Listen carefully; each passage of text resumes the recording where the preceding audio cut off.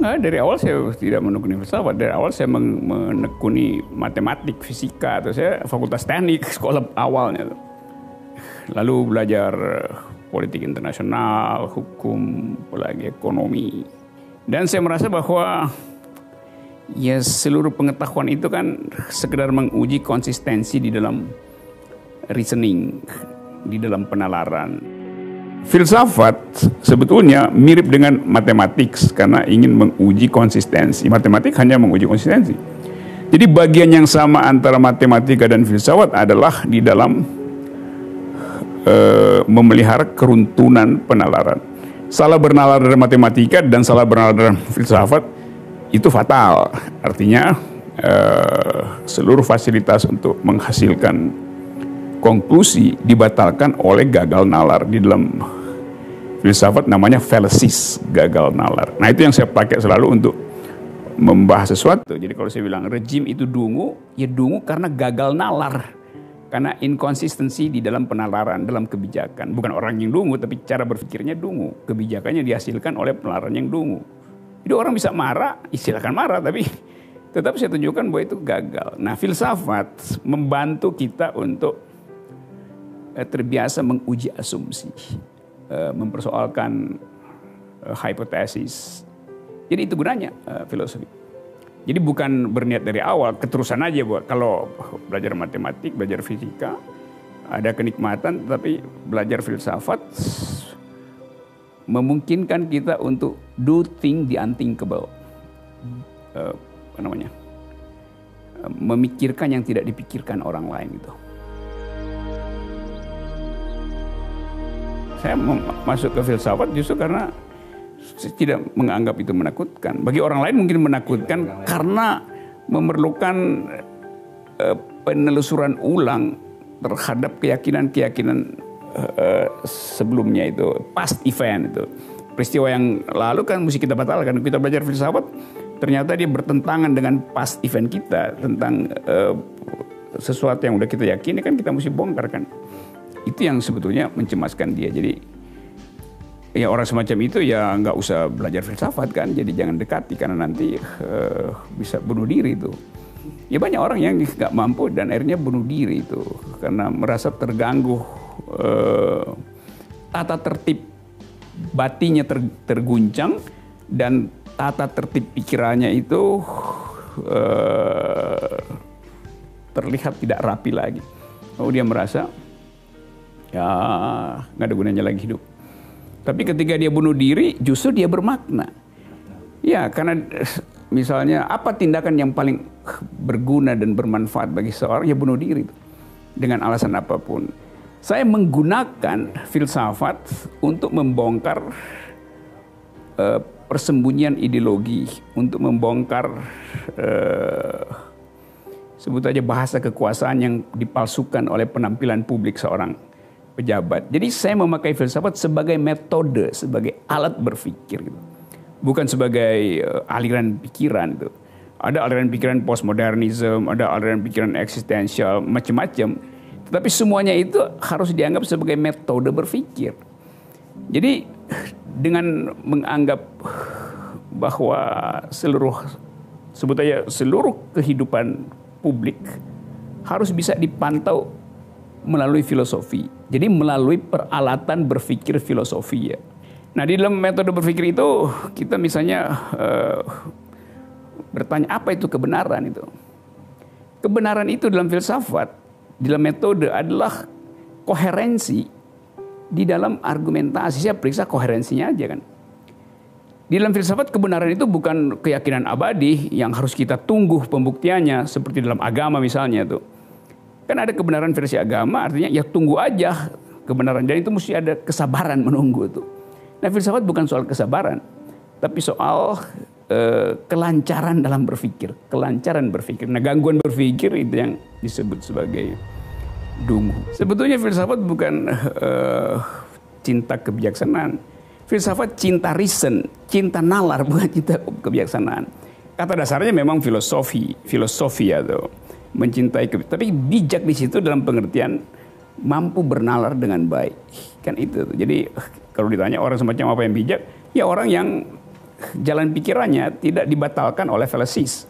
Salah satu fallacies adalah feodalisme atau yang disebut sebagai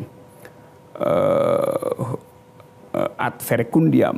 Jadi kalau yang ngomong presiden maka pasti benar. Kalau yang ngomong adalah pemuka agama pasti benar. Kalau yang ngomong pemuka adat adalah benar. Itu benar karena dia punya posisi di dalam masyarakat. Nah, filosofi menentang itu. Benar itu bukan karena orangnya punya kekuasaan, tapi karena jalan pikirannya masuk akal itu. Kan itu soalnya kan. Mendasarkan kebenaran pada status seseorang tuh, itu otoritas mendahului verifikasi kalau gitu kan. Ya, filsafat kebaikan tertinggi itu adalah bernalar sempurna, bernalar tanpa cacat. Jadi bernalar lurus sebetulnya, atau force of the better argument, kekuatan argumen yang lebih baik, bukan argumen terbaik, yang lebih baik. Jadi selalu ada baik itu kalau dimungkinkan untuk dibatalkan. Sesuatu yang mungkin dibatalkan itu namanya menghasilkan kebaikan. Prinsipnya fallibilism. Sesuatu yang tidak bisa dibatalkan, yang nggak ada gunanya mau dinilai, karena potensi dia dibatalkan sudah dia hilangkan sendiri. Jadi buat apa disebut dia baik dan buruk? Karena baik selalu ada di dalam kontrapolasi dengan yang buruk. Kita sebut dia cantik karena kita screen out yang buruk. Kita sebut dia buruk karena kita bandingkan dengan yang cantik. Jadi selalu ada di dalam yang biasa disebut binary opposition. Kan kita bilang Anda bermutu karena ada patokan bahwa dia tidak bermutu. Nah, waktu kita bilang dia bermutu, kita berupaya untuk hilangkan yang tidak bermutu. Padahal dia disebut bermutu ketika dibayang-bayangi oleh si tidak bermutu itu. Jadi antagonisme lah yang menghasilkan kebaikan. Nah, sekarang orang mau tutup antagonisme, termasuk kritik. Kritik itu buruk. Dari awal kekuasaan di doktrin tertutup, karena nggak boleh dikritik kan itu justru yang buruk kan. Karena antagonisme dihentikan. Pertanyaan utama dalam hidup adalah bagaimana Anda memahami bahwa hari ini Anda masih hidup, kan begitu kan? Kan itu yang paling penting, bukan apa yang terpenting. Yang penting Anda pahami itu. Karena itu kalau orang, misalnya orang tanya, Pak Rocky tolong kirimkan biodata Anda itu. Saya kirimkan. Anda barusan bilang saya udah mati. Bagaimana cara saya kirimkan? Karena biodata itu hanya berguna ketika orang udah mati. Kalau dia masih hidup, datanya itu masih bertumbuh. Biodata kan artinya daftar riwayat hidup kan. Kapan dia berguna? Saat dia meninggal. Jadi kalau saya belum meninggal ngapain cari? Minta saya mengirimkan biodata saya kan. Kan orang dungu kan namanya. Iya. Karena nanti misalnya biodata itu kan, kalau saya kirimkan biodata saya 1 jam yang lalu misalnya, selama sejam ini saya udah berubah biodatanya karena bicara dengan Anda kan. Jadi in the making biodata itu ongoing. Karena itu kacau kalau dibilang biodata itu data selama kehidupan itu. Data selama kehidupan dicatat ketika dia sudah meninggal. Jadi nggak ada data hidup. Data itu selalu tentang yang sudah selesai. Kan itu logikanya. Nah, iya kan? Jadi ngapain nyari biodata gue itu? Oh, gue masih hidup. Saya sering punya pengalaman yang membaca logika yang basa-basi itu. Misalnya nih, panitia kalau setiap kali saya kasih seminar nanti ada panitia datang terus saya biasanya bawa ransel sendiri. Pak, saya bawain ranselnya nih. Saya tanya, buat apa Anda bawain? Buat dibawa ke mobil. Loh, saya juga bisa dibawa ke mobil. Tapi nanti Bapak capek bawanya. Loh, dari tadi saya bawa ini saya nggak minta tolong orang. Ngapain lu tiba-tiba anggap saya capek kan? Jadi basa-basi sebetulnya kan. Ngapain lu bawa barang itu? Atau habis seminar udah jam 2 misalnya. Pak Rocky belum makan ya? Iya, saya belum makan. Oh kalau begitu kita cari makan dulu. Kenapa? Ya pasti lapar kan Pak Rocky kan? Karena belum makan. Loh saya bilang belum makan artinya saya tidak lapar. Belum makan artinya saya kenyang itu. Ngapain nggak jawab? Jadi karena dia berbahasa basi nggak mau tanya saya lapar apa enggak. Dia tanya sudah makan atau belum. Saya bilang saya belum makan. Maka dia simpulkan saya lapar. Saya belum makan artinya saya kenyang. Karena itu saya belum makan kan. Itu bahasa basinya kan begitu kan. Jadi saya mau lurusan begituan supaya ada yang jelas kita ucapkan dalam cara kita untuk meluruskan pikiran. Tentu kadang-kadang dalam nada bercanda supaya dia nggak tersinggung. Tapi saya bilang ya, jalan pikirannya kan ngaco itu, mengucapkan itu. Nah bangsa ini kekurangan tradisi untuk saling menegur pikiran loh, bukan menegur kelakuan. Ya kelakuan ya udah lo pilihlah kelakuan lo sendiri itu urusan moral. Tapi pikiran kan mesti ditegur. Ada upaya untuk mengendalikan negeri ini dengan memanfaatkan beberapa orang yang sebetulnya secara kapasitas tidak ada itu. Tapi itu bagian dari permainan politik global. Itu sama seperti kita ingat Trojan Horse itu.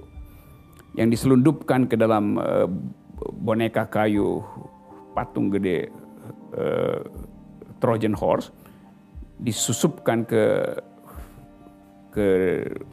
wilayah sebut aja NKRI. Terus dia turun dari situ lalu kuasai. Hal semacam itu ada di dalam persaingan global hari ini nih. Antara misalnya Amerika dengan Cina. Kebetulan Cina lagi kena coronavirus kan. Sehingga dia terpaksa mesti menghentikan sejenak ambisi dia untuk menjadi superpower. Tapi dalam tradisi politik dunia, kalau kita pelajari siklus politik dunia, memang selalu mesti ada dua power di dalam politik. Supaya nggak ada yang menguasai. Nah, Cina berupaya untuk menandingi Amerika kan. Tetapi keadaan ekonomi Cina tidak memungkinkan dia dalam waktu 1 dekade menyaingi Amerika. Tapi Cina tetap potensial superpower. Nah kita akhirnya menganalisa Trojan Horse misalnya, mitologi Trojan Horse itu dari perspektif persaingan global tadi itu. Nah, sekarang Indonesia mau masuk kemana di dalam era itu? Kalau kita bilang, ya kita mesti lakukan pertahanan rakyat semesta seperti konsep Pak Prabowo. Itu mungkin karena biaya untuk menghasilkan peralatan perang 4.0 memang belum tersedia di kita tuh. Belum ada di kita. Sehingga kita bisa misalnya beli peralatan militer canggih tetapi dengan kondisional bahwa kunci beberapa peralatan militer itu, kunci digitalnya disimpan di negara pemberi bantuan peralatan itu kan. Misalnya Cina mengunci digital kita sehingga kita hanya boleh launch balistik itu 1 kilometer, nggak boleh sampai 10 kilometer tuh, nanti mogok sendiri tuh. Itu namanya Trojan Horse juga kan, dikuasai secara hegemonik, secara digital. Karena kita nggak mampu bayar itu kan. Jadi kalau industri strategis tidak dikembangkan sendiri di dalam negeri, maka kita jadi bulan-bulanan negeri lain. Tapi di dalam negeri ada pilihannya, mengembangkan industri strategis atau mengembangkan keadilan sosial. Kan itu juga trade off kan. Seorang perempuan namanya Greta Thunberg dapat award sebagai Person of the Year dari majalah Time. Karena berhasil mengumpulkan 240 juta orang untuk lakukan climate strike. Demonstrasi anti lingkungan. Ini perempuan umur 15 tahun. Kelas 2 SMA mungkin yang melakukan itu. Dan dia bertemu dengan berbagai presiden dunia untuk program climate perawatan lingkungan ini. Nah soal-soal semacam itu yang saya bilang dunia bicara tentang global ethics yang isinya adalah environmental ethics, feminist point of view, ecofeminism. Sementara Indonesia ambisinya cuma satu, tanam beton di sarang burung di Kalimantan. Kan itu bertentangan dengan inspirasi untuk menjadikan orang ingat bahwa Indonesia adalah ibu kota lingkungan hidup dunia kan. Nah hal semacam itu yang di dalam mitologi biasanya disebut sebagai Cassandra Paradox. Cassandra adalah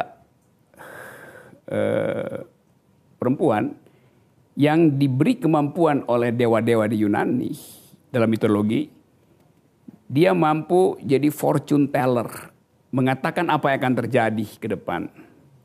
Tapi dia sekaligus dikutuk bahwa tidak ada orang yang akan percaya pada dia. Maka itu disebut Cassandra Paradox. Kita lagi berupaya menjadikan dunia ini nanti 50-100 tahun ke depan, ingat bahwa Indonesia menyumbang oksigen pada dunia. Tiba-tiba idenya adalah pindahkan ibu kota. Kalau ibu kota pindah, koruptor ikut pindah ke sana. Koruptor adalah poluter yang paling besar. Dia akan, industri ekstraktif akan tiba lagi di situ. Tapi nanti orang bilang, ya kan lahan di situ kan lahan udah terlantar, jadi bikin ibu kota aja. Lahan terlantar itu bagi seorang ekologis, tanam pohon bukan tanam beton. Gitu. Logiknya begitu. Buku filsafat yang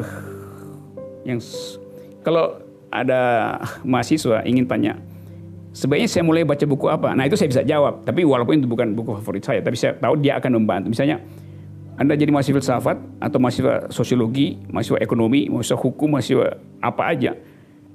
Mahasiswa semester 1, dalam mata kuliah apa aja, sebaiknya membaca buku dari Bertrand Russell yang sangat tebal, History of Western Philosophy, itu yang sebalnya mungkin 1.500 halaman, tebal banget.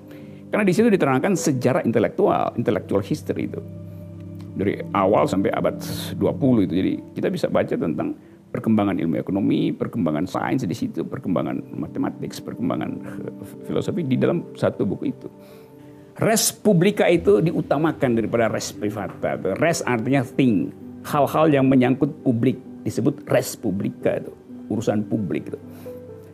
Machiavelli justru orang yang pertama menerapkan etika publik, yaitu membocorkan keadaan istana supaya publik tahu bahwa istana itu isinya adalah tukang tipu, maling, koruptor, manipulator, buzzer, segala macam kan. Machiavelli yang bocorin itu melalui traktat yang disebut tadi sang pangeran tuh, Il Principe, The Prince. Dulu itu kita punya satu tempat belajar bersama yang namanya Sekolah Ilmu Sosial, SIS itu. Itu salah satu itu ada teman saya itu. Di fotonya ada juga tuh Pak Cosi namanya tuh. Pak Cosi bisa tanya dia juga. Di foto itu. Jadi itu dosen-dosen pengajar di situ. Saya disebut kepala sekolah di situ. Saya susun kurikulumnya. Kita ingin agar supaya di Jakarta ada satu pusat studi yang memfasilitasi semua pengetahuan filosofi, ekonomi, sosiologi, psikologi, sejarah, segala macam. Nah itu kita sebut itu sekolah ilmu sosial. Jadi semua ilmu kita sebut ilmu sosial, pada waktu ekonomi ilmu sosial. Nah itu dosen-dosen ada Arif Budiman, ada ya Pak Salim Said, ada Ignas Kleden, ada Pak Syahrir ekonom, ada Pak Darmin Nasution, ada Daniel Dakida. Ya itu foto. Saya juga nggak tahu dari mana orang dapat foto itu.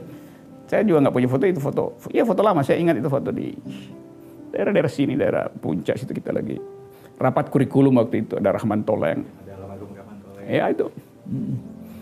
Yang kemudian orang anggap itu kumpulan yang disebut PSI dulu ya, bukan PSI sekarang. Di pikiran sosialis, ya memang ada unsur itu. Atau kaum liberal kiri, ya memang ada unsur itu. Karena waktu itu Indonesia dalam era otoritarianisme, ada developmentalisme dari Pak Harto, dan kita ingin agar supaya mahasiswa punya atau publik umumnya punya cara berpikir lain dalam melihat masa depan ini. Maka dibuat sekolah itu, sekolah ilmu sosial. Tapi cuman mungkin 3 tahun terus dilarang oleh pemerintah karena dianggap itu di luar pakem. Setelah institut itu kita dirikan, ada Gus Dur di situ, ada beberapa tokoh LSM, ada intelektual. Di dalam upaya untuk bikin parameter bahwa kesetaraan warga negara mendahului segala macam perbedaan. Ethnicity, agama, power relation, economics,